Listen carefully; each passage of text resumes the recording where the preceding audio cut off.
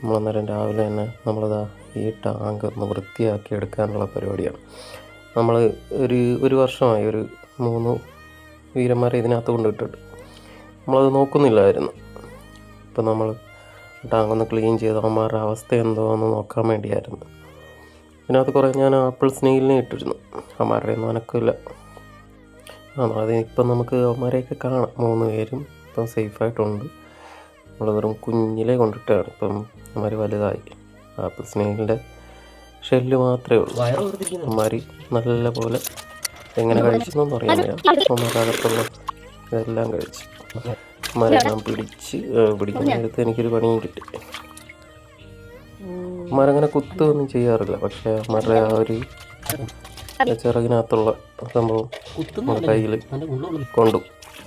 അങ്ങനെ കുറേ നേരത്തെ പരിശ്രമത്തിന് ശേഷം നമ്മൾ വെള്ളമൊക്കെ നിറച്ച് അവന്മാരെ റിലീസ് ചെയ്തു.